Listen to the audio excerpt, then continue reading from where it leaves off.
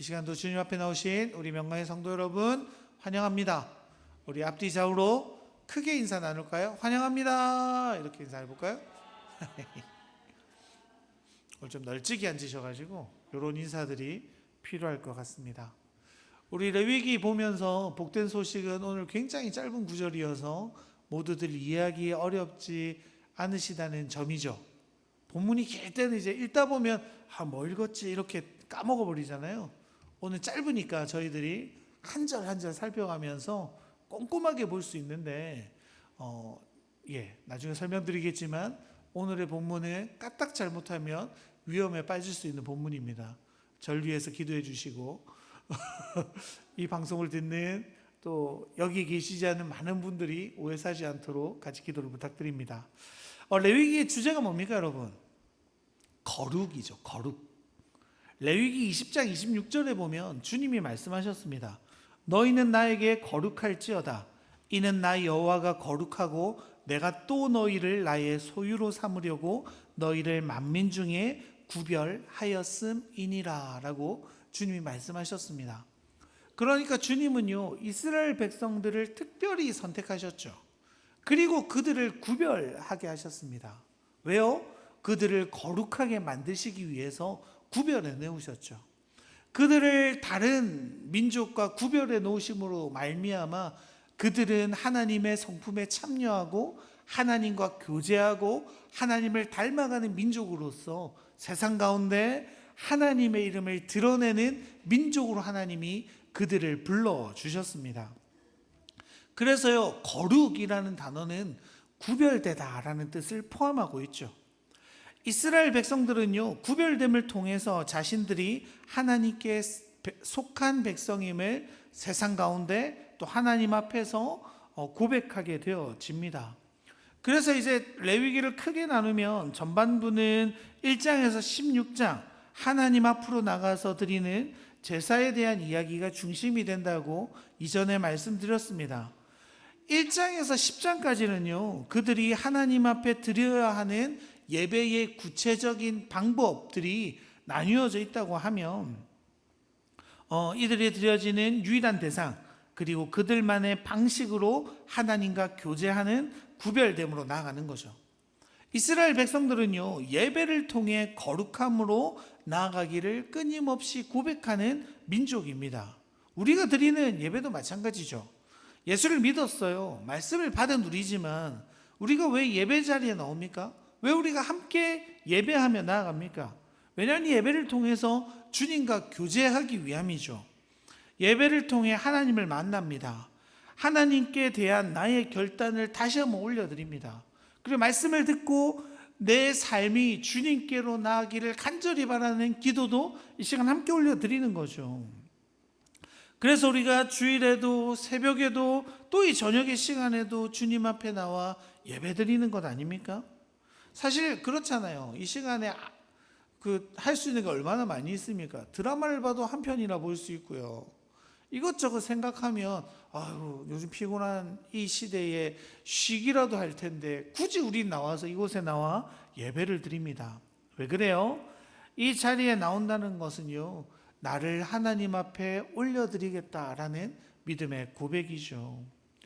예배 자리에 나오는 것 자체가요 사실은 하나님 나는 주님 앞에 나를 세상과 다르게 구별하여 드립니다 라는 고백으로 우리가 나오게 되어지는 거죠. 그리고 그 고백은요 이곳에서의 예배 자리에만 드리는 게 아니죠. 우리가 살아가는 삶 전체에서 우리는 구별됨으로 살아가는 자들입니다. 사실 그렇잖아요. 세상과 똑같은 곳에서 같이 살아가는데 그 속에서 남들과 다르게 살아간다는 건 사실 쉬운 일이 아닙니다. 제가 종종 말씀드리지만요 예수 믿기 제일 좋은 직업이 뭘까요 여러분? 없습니까? 목사입니다. 목사. 그렇지 않습니까? 목사는요 예수 잘 믿을수록 존경받죠. 예수 잘 믿을 수밖에 없는 환경에 놓이게 되는데 근데 사실 여러분들은 그렇지 않잖아요. 저는요 만나는 사람들도요 교인들밖에 없어요. 불신자들이랑 만날 일이 없어요. 가끔 전도한다고 만나죠. 오늘도 오전에 한 청년이 전화 와서 저희 교회 다니고 싶습니다 이렇게 면담 전화가 왔길래 그 전화 한 통 한 게 오늘 세상과의 유일한 교통의 수단이었습니다. 나머지 뭐예요? 다 교인들이랑 만나는 거죠. 예수 믿는 사람들 만나잖아요. 그러니까 저는요, 그냥 하나님의 말씀대로 살아가면요, 그 편한 직업이에요. 하는 게 뭐가 있습니까? 제가 일주일 내내 하는 건 성경 보고 기도하고 신방전화 한 번씩 돌려드리고 또 여기 동네 한 바퀴 돌면서 하나님 우리 땅이 뭘까요? 재개발이 될까요? 이런 기도 올려드리는 게 전부잖아요. 이렇게 단순한 삶을 살아가는데 사실 여러분들은 그렇지 않죠. 여러분들은 만나는 대상이 저랑 달라요. 살아가는 환경 자체가 저랑 달라요. 그러니까 사실요, 저보다 여러분들이 훨씬 구별되기가 어려운 삶을 살아갑니다. 그런데 주님은 저에게 요구하시는 그 요구사항과 여러분에게 하시는 요구사항이 다를까요? 아니요, 똑같아요.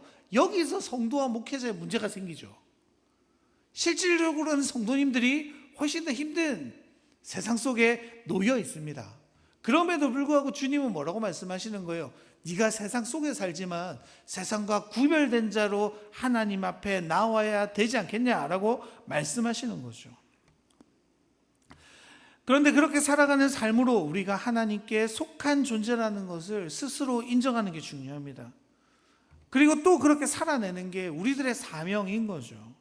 사실 교회가 힘을 잃어가는 이유가 뭡니까? 바로 여기에 있죠. 교회가 세상의 방식과 똑같은 방식으로 운영되어지는 것, 교회의 자랑이 세상의 자랑과 동일해지는 것, 교회가 가진 힘이 세상의 힘과 똑같아지는 것, 이것 때문에 교회가요 세상 가운데 영향력이 사라져가죠. 왜냐하면 점점 교회가 세상과 동일해지기 때문입니다. 주님은요 우리를요 세상과 분리되기를 원하세요. 세상과 다른 방향으로 가기를 원하세요. 세상이 내지 못하는 소리에 온전히 소리를 내는 공동체가 되기를 원하세요. 그래서 여러분 우리가 무엇을 살아가야 되는 거예요? 교회가 거룩을 향해 살아가는 거예요. 교회가 말씀만 붙들고 살아가는 교회들이 필요한 겁니다. 제가 들은 얘기가 있는데요, 미국에 가장 부흥하는 두 종류의 교회가 있대요.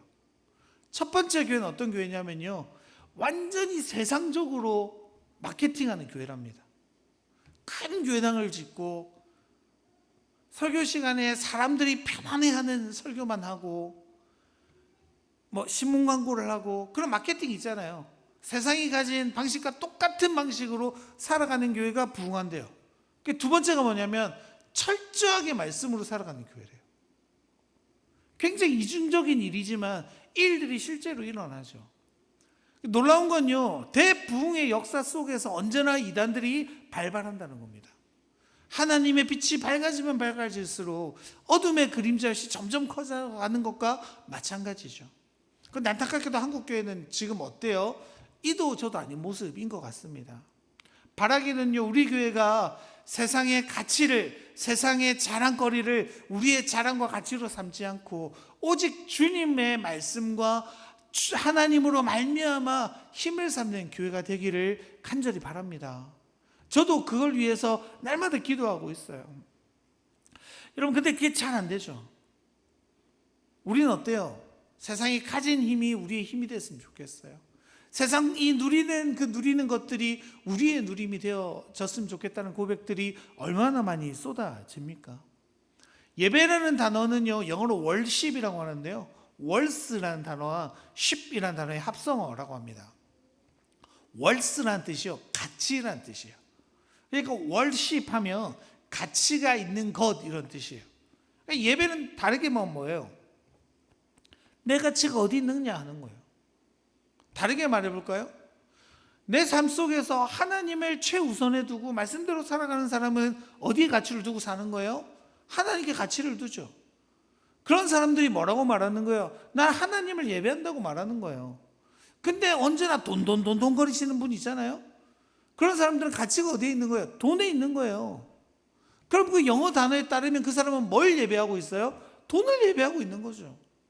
세상은 어떻습니까? 많은 것들을 예배해요. 돈을 예배해요. 직업을 예배해요. 학업을 예배해요. 자식을 예배해요.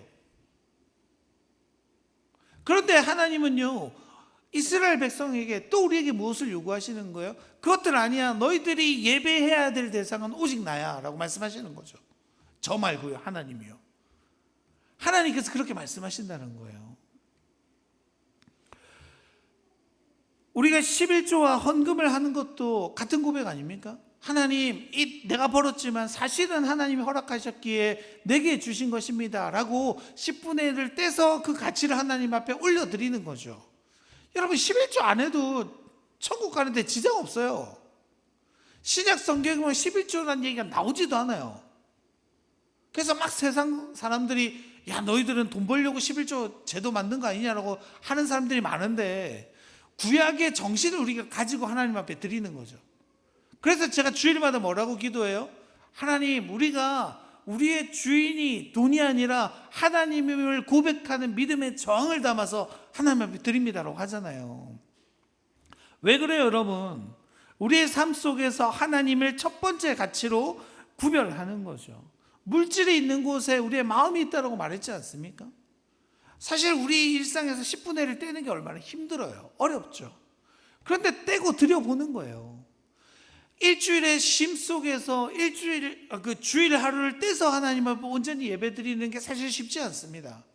그런데 떼서 하나님 앞에 드리는 거예요. 내 쉼을 포기하고. 왜 그래요? 내가 하나님께 가치를 둡니다. 나는 하나님을 예배합니다. 난 하나님 없이 살아갈 수 없는 존재입니다. 내 물질도, 내 삶도, 내 시간도 하나님 없이 이야기될 수 없습니다 라는 고백들이 우리의 삶 전체에 나타나는 거죠. 이 삶이 점점 늘어가면 어떻게 되는 거예요? 우리가 있는 모든 곳에서, 만나는 모든 사람 가운데 우리의 생활마다 예배하는 삶으로 살아갈 수 있게 되는 거죠. 그러한 삶이 우리 가운데 일어나기를 간절히 축원합니다. 그래서 이스라엘 백성들은요, 그들이 드리는 제사뿐만이 아니라 삶의 전반에서도 어떻게 구별된 삶을 살아가는지가 몹시 중요했어요. 그래서 레위기 11장에서 15장까지는요 일반 정결 규례를 다루고 있습니다. 그러니까 부정한 것과 정결한 게 뭔지 나누고요, 부정한 것 때문에 내가 더럽혀진다면 어떻게 하면 정결함을 찾는지에 대한 이야기들이 나타나 있죠. 그래서 우리 지난주 11장에 뭐 보셨습니까? 어떤 음식을 먹어야 하는지, 어떤 음식을 먹으면 부정해지는지를 우리 김태두 목사님께서 잘 말씀해 주셨죠. 그래서 오늘 12장에서는요 출산에 대해서, 특별히 산모에 대한 정결 규례를 다루고 있습니다.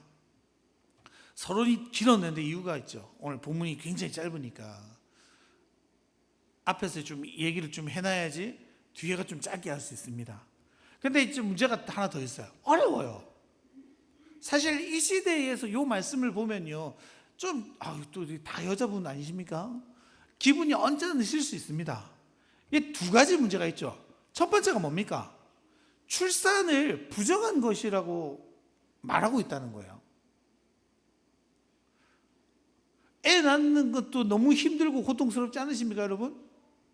다 출산 경험 있으신 걸로 아니네요. 죄송합니다. 한 분 빼고요. 알잖아요.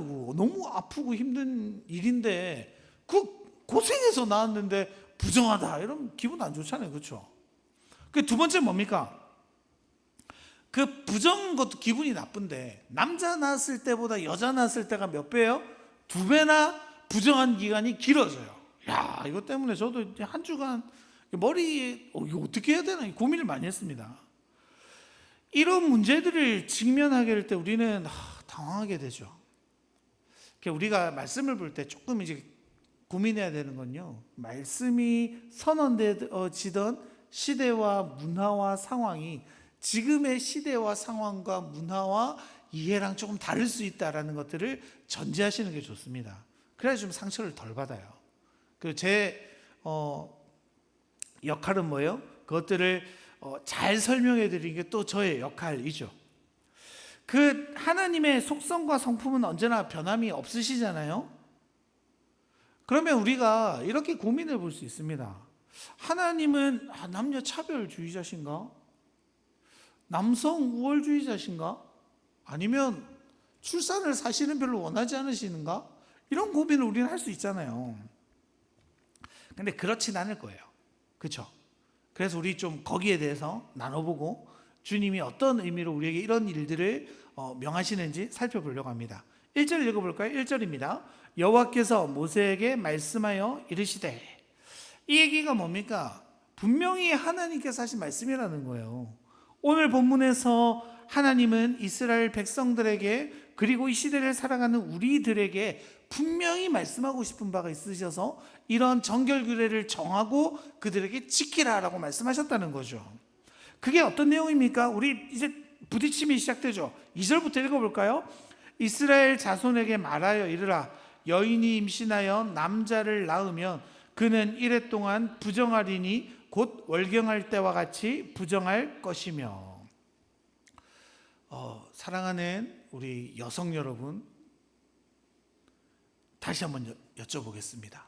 아이를 낳는 것이 부정하게 되는 일일까요? 하나님이 정말로 부정하게 여기실까요? 이건요, 그거 보시면 편해요. 성경에서 과연 자녀들을 어떻게 여기고 있는가? 자, 읽어드릴게요. 레위기 26장 9절은 이렇게 말합니다. 내가 너희를 돌보아 너희를 번성하게 하고 너희를 창대하게 할 것이며 내가 너희와 함께한 내 언약을 이행하리라. 그리고 시편 127편 3절인데요. 보라, 자식들은 여호와의 기업이요 태의 열매는 그의 상급이로다. 이 말씀 말고도 수많은 말씀들로 인해서 자녀는 우리의 보물이고 하나님의 축복이고 하나님은 또 우리에게 생육하고 번성하여 땅에 충만하라고 명령하셨던 것들을 우리 알고 있죠. 그러니까 성경은요, 자녀들이 하나님의 특별한 축복이라고 분명히 말씀하고 있습니다. 그래서 우리가 산모를 부정케 하는 게 자녀가 아니라는 사실은 우선 알 수 있죠. 그러면 여러분, 그 산모의 부정함은 어디에서 올까요? 단순합니다. 피의 유출 때문입니다. 자녀를 할 때 피가 함께 나오지 않습니까? 그러니까 성경에 보면요, 그 월경할 때도 부정한 것으로 여기잖아요. 왜냐하면 레위기 17장에 보면요, 육체의 생명은 피에 있다라고 말씀하십니다. 우리가 다음에 또 피를 먹지 말라라는 말씀을 통해 이 말씀을 좀 더 깊게 보겠지만요, 피와 생명은 동일한 가치를 지녔다고 그 시대에 또 하나님께서 말씀하셨습니다. 그래서 사람의 몸에서 피가 떨어져 나간다는 것, 피가 흐른다는 것 행위 자체가 부정한 것으로 보였어요. 그래서 피의 유출은 곧 뭐가 나가는 거예요? 생명이 나간다라고 본 거예요. 그러니까 아이가 나간 거에 초점을 맞추는 게 아니라 피의 유출과 몸에 있는 분비물이 같이 나오는 것들을 성경은 부정하다라고 이야기하는 겁니다. 그럼 여러분, 그 부정함을 왜 우리는 부정함으로 명령해야만 했을까? 이 창세기 3장으로 한번 가봐야 되는데요. 요건 한번 찾아볼까요? 우리 너무 잘 아는 말씀이죠. 창세기 3장 16절 17절입니다.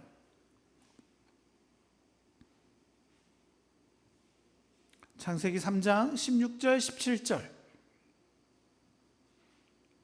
같이 한번 읽어볼까요? 시작. 또 여자에게 이르시되 내가 내게 임신하는 고통을 크게 더하리니 내가 수고하고 자식을 낳을 것이며 너는 남편을 원하고 남편은 너를 다스릴 것이니라 하시고 아담에게 이르시되 내가 내 아내의 말을 듣고 내가 네게 먹지 말라 한 나무의 열매를 먹었은즉 땅은 너로 말미암아 저주를 받고 너는 내 평생에 수고하여야 그 소산을 먹으리라. 아멘. 주님께서 원래 이전에 뱀에 대한 저주도 나타나죠. 다리가 없어지고 땅으로 기게 될 것이고 여자의 후손과 뱀의 후손이 원수가 될 거다라는 예언을 먼저 하십니다. 저희들한테 중요한 게 아니니까요. 그 다음 여자에 대한 하나님의 저주가 뭡니까? 임신하는 고통을 뭐요? 크게 더할 것이다 라고 말씀하시죠. 그러니까 고통이 없었던 건 아닌 것 같아요. 근데 크게 더할 거다라고 이야기하죠. 그리고 남자에게 있어서 저주의 내용이 무엇입니까? 너는 뭐죠? 너로 말미암아 땅이 저주를 받고 너는 내 평생에 수고하여야 그 소산을 먹으리라. 그러니까 원래 노동에 대한 개념이 달라졌다는 거예요. 에덴 동산에서는 어땠어요? 내가 노동한 것만큼 벌 수 있었어요. 사실 내가 노동한 것보다 더 큰 수확을 얻을 수 있었다면 이 아담과 하와의 죄 때문에 노동을 한 만큼의 수확을 얻지 못하는 거예요. 그러니까 어떻게 해야 돼요? 더 고생해야 되는 거예요. 더 수고할 수밖에 없는 일들이 생겨나는 겁니다. 그러니까 남자에게는 일의 수고로움을 더해지는 죄, 여자에게는 해산의 고통이 더해지는 저주를 내리셨죠. 그러니까 여러분, 이게 무슨 이야기입니까? 아담과 하와의 범죄 이후로 우리는 원죄, 그러니까 태어나면서 죄인일 수밖에 없는 존재가 되어졌다는 거예요. 출산 자체는 복된 일이지만 육신의 욕심을 따라서 선악감을 따먹음으로 인해 저질러진 그 범죄로 인해서 우리에게 주어진 고통은 부정한 것으로 취급받아야만 한다는 겁니다. 그래서 아이를 낳을 때 고통 속에서 하와가 무엇을 기억해야 됐을까요? 너무 아파. 이러면서 뭘 고민해야 되는 거예요. 이게 다 나 때문이지. 내 죄 때문이지. 내가 하나님의 말씀을 어긴 것 때문에 자식을 낳을 때마다 이렇게 고통스러울 수밖에 없지라고 말하는 겁니다. 그리고 그 아들은요, 그 아이들도 마찬가지죠. 나의 죄가 그 아이에게 전가되어 나의 피의 유출로 인해서 어떻게 되는 거예요? 그 아이도 같이 부정해진 존재가 되어버리는 거죠. 태어나면서 피를 뒤집어 쓰게 되니까요. 그렇게 부정해진 산모는요, 남자를 낳으면 일주일 동안 부정해집니다. 그리고 33일 동안 성물을 만지거나 성소에 들어갈 수 없게 됩니다. 더하면 며칠일까요, 여러분? 40일이죠. 성경에서 40이라는 숫자는요, 고통, 인내, 아픔이라는 뜻이 있어요. 출애굽기에 보면 우리 광야에서 40년 기간 동안 이스라엘 백성들이 가나안 땅으로 들어가지 못하고 1세대가 모두 죽음을 당하게 되죠. 그러니까 우리가 지금 사순절을 보내고 있지 않습니까? 예수님이 금식하셨던 40일을 보내는 그 40이라는 숫자가 우리에게 주는 것과 마찬가지죠. 마찬가지인 거예요. 그 40일의 기간은요, 고통의 순간이고 아픔의 순간이고 나를 정케하는 기간이라고 말씀하시는 겁니다. 그리고 어떻습니까? 여자를 낳으면요, 이게 또 마음 아프죠. 2배입니다. 2주 동안 부정해지고 66일 동안 성소에 출입하지도 성물을 만질 수도 없습니다. 왜 여자만 갖고 그래? 이럴 수 있는데 이건 신약 한번 보면 좋을 것 같아요. 자, 읽어드릴게요. 디모데전서 2장 13절 14절입니다. 이는 아담이 먼저 지음을 받고 하와가 그 후며 아담이 속은 것이 아니고 여자가 속아 죄에 빠졌음이라. 그 원죄의 책임이 누구한테 있다고요? 첫 번째 책임이 누구한테 있었다고요? 하와에게 있었다는 거예요. 뱀이 누굴 꼬셨어요? 하와를 꼬시죠. 하와가 누굴 꼬신 거예요? 아담을 꼬셨다는 거예요. 그러니까 죄에 대한 책임이 여성에게 있기 때문에 여기에 대한 원죄에 대한 정결의 기간도 2배로 늘리게 되며 이 여자가 계속 고백하는 거죠. 나의 죄가 내 자녀에게까지, 이 죄가 나로부터 시작됐어라는 고백들이 나타나게 만들어 가는 겁니다. 산모의 부정은 곧 아이의 부정으로 이어진다고 말씀드렸잖아요. 물론 이게 의식상의 부정이지만 인간은 나면서부터 죄에 오염된 부정한 자임을 상징적으로 나타내주고 있는 거죠. 그래서 죄는 어떻다는 거예요? 하나님과 사람 사이의 화목을 깨트리고 단절을 시켜준다는 사실을 이것들을 통해서 그 산모는 절절하게 깨닫게 되어지는 겁니다. 그런데 여러분, 우리가 조금 다르게 생각해 보실까요? 40일 동안 혹은 80일 동안 성소에 들어가지 못하고 성물을 만지지 못한다는 얘기는 반대로 말하면 뭐예요? 여자가 성소에 들어갈 수 있다는 얘기죠. 여자가 성물을 만질 수 있다는 얘기죠. 그러니까 사실은요, 하나님께서 남녀 차별을 두신다는 게 아니에요. 여자들도 성소에 들어가 하나님을 예배할 수 있었습니다. 여자들도 성물을 만질 수 있었다는 거예요. 근데 이건 뭐예요? 그 죄의 상징성을 출산으로부터 경험하게 만들어 가시는 거죠. 남자는 어떻습니까? 남아가 태어나면 하나님께서 아브라함에게 지시했던 것처럼 8일째의 할례를 받아야 합니다. 여러분, 할례가 뭐예요? 하나님의 백성된 표로 하는 것 아닙니까? 그 자아를 죽이고 하나님의 자녀로 거듭난다는 의미가 여기에 담겨 있는 거죠. 이후 여인의 산열이 깨끗해지는 기간이 되면 하나님께 번제와 속죄제를 이어서 드립니다. 우리 6절 읽어볼까요? 아들이나 딸이나 정결하게 되는 기한이 차면 그 여인은 번제를 위하여 1년 된 어린 양을 가져가고 속죄제를 위하여 집 비둘기 새끼나 산 비둘기를 회막문 제사장에게로 가져갈 것이요. 여러분, 이게 어린 양을 드리고 비둘기를 드리는데 이제 사정이 좀 여의치 않으면 어때요? 8절에 보면 비둘기를 번제로 드려도 된다고 말씀하십니다. 우리가 레위기 1장에서 보았지만 하나님은 물질을 받으시는 게 아니라 뭘 받으시는 분이세요? 우리 마음을 받으시는 분이세요. 그래도 이제 할 수 있다면 어린 양으로 드려 놓아라 라는 거죠. 왜요? 물질이 있는 곳에 뭐가 있으니까요? 마음이 있으니까요. 내 생명을 대신해서 드리는 거니까 정성을 드리라는 말이죠. 그런데 여러분, 우리가 살펴봐야 될 게 뭐냐면 이 제사의 순서입니다. 보통 일반적인 예식에서 속죄제와 번제를 드립니다. 그러니까 속죄제를 먼저 드리고요, 번제를 드려요. 속죄제가 뭡니까? 내 죄를 사해달라는 고백이죠. 번제는요, 동물을 온전히 하나님 앞에 드림으로 인해서 하나님, 난 주님의 것입니다, 나를 바칩니다, 하나님 예배 받으시기를 원합니다 라는 예배하는 요소라고 말씀드렸어요. 그러니까 왜 그런 거예요? 내가 깨끗해지지 않으면 하나님을 예배할 수 없잖아요. 내가 깨끗해져야지 하나님의 사역을 할 수 있잖아요. 하나님은 좋은 그릇을 원하세요? 아니죠. 깨끗한 그릇을 원하신다고 하셨잖아요. 그런데 지금 여기에서는 뭐부터 드려요? 번제를 먼저 드려요. 그리고 속죄제를 드리죠. 그리고 번제 때 뭘 드려요? 어린 양을 드려요. 속죄제 때 뭘 드려요? 비둘기를 드려요. 이게 뭡니까? 번제가 중요하다는 얘기예요? 속죄제가 중요하다는 얘기예요? 번제가 중요하다고 말씀하시는 거죠.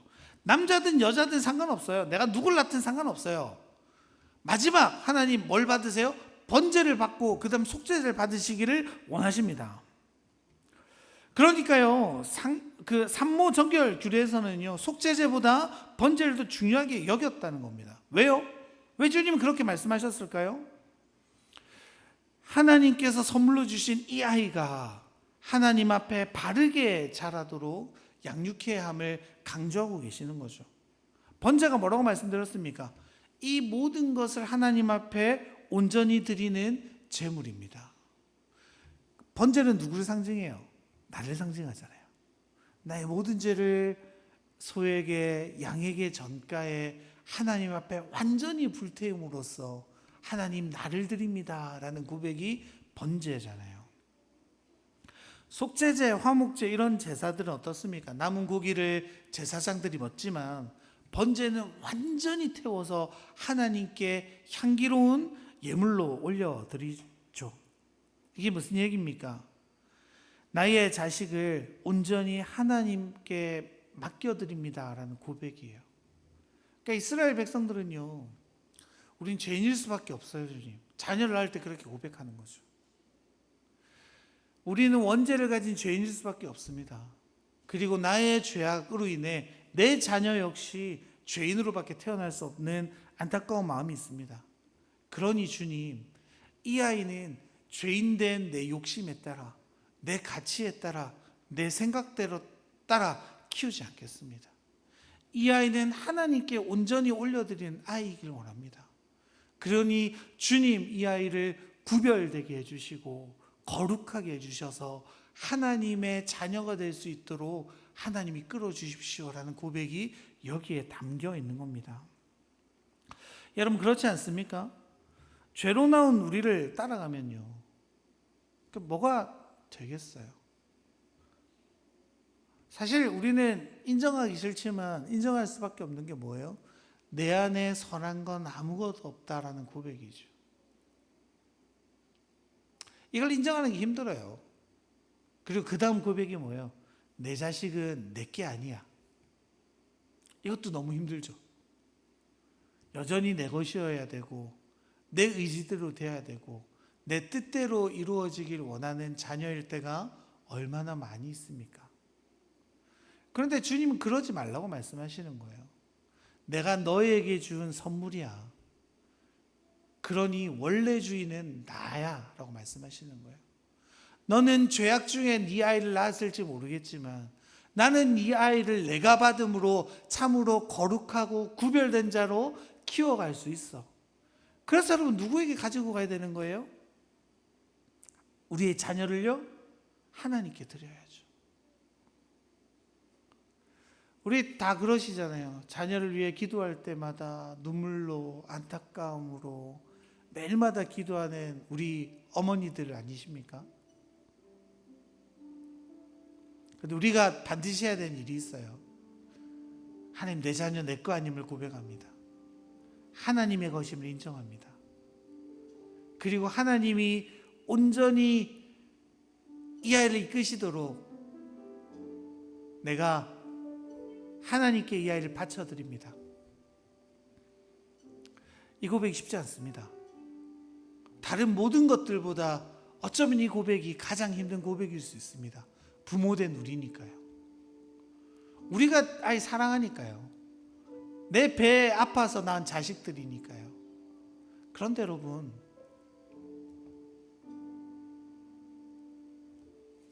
그 아이가 정말로 잘 자랄 수 있는 방법은요, 내 품 안에 두는 게 아니래요.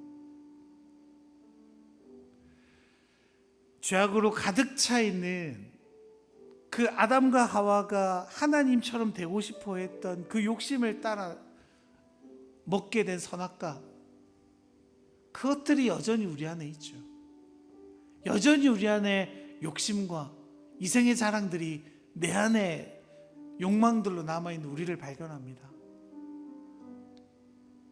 그런 가치로 내 자녀를 키우겠다고 생각하면요, 그 아이는 망하는 길로 갈 수밖에 없는 겁니다. 그래서 누구한테 맡기는 거예요? 주님께 계속 맡겨드리는 거예요. 주님께서 하시도록, 주님께서 이끄시도록, 주님이 책임지시도록 우리가 할 일은요, 계속 등을 떠미는 거예요. 내 자식을 주님께 드립니다. 내 거 아닙니다. 주님, 주님의 것입니다. 비단 자녀뿐이겠습니까, 여러분? 우리 삶의 모든 인생이 그렇게 하라는 거예요. 날 때부터 이스라엘 백성들은 주님 앞에 드림이 되어지죠. 그리고 그 싸움을 계속 살아가는 거예요. 삶의 모든 순간순간에서 먹는 것도, 자는 것도, 생활하는 것도 이게 하나님 거죠. 하나님께 드리겠습니다. 주님 명령하셨으니까 나 그거 먹고 싶어도 좀 참아보겠습니다. 주님 원하시지 않는다면요. 우린 그렇게 구별됨으로 거룩을 향해 걸어갑니다. 이제 계속해서 바라보는 본문들이 그런 거예요. 이스라엘 백성들의 싸움이 그런 거죠. 구별됨으로 거룩을 향해 걸어가는 삶이요. 주님은 우리에게 동일하게 말씀하십니다. 너희들은 내가 구별된 존재로 불렀어. 그래서 여러분, 우리를 뭐라고 불러요? 성도잖아요. 거룩한 무리라고 우리를 스스로 지칭하잖아요. 우린 거룩한 무리로 부름받았습니다. 구별된 존재로 주님 불러주셨어요. 그래서 우리의 걸음걸음마다 우리의 모든 삶을 주님께 올려드렸으면 좋겠습니다. 하나님, 내가 예배하는 대상을 주님께 올려드립니다. 돈이면 돈을요, 직업이면 직업을요, 나의 고민이면 고민을요, 하나님보다 가치를 우선 두는 모든 것들을 하나님 앞에 올려드리겠습니다. 이 고백들 우리에게 날마다 일어나길 원합니다. 그럼 우리의 삶이 참으로 주님을 향해 쫓아간 삶이기를 간절히 바랍니다. 우리 시간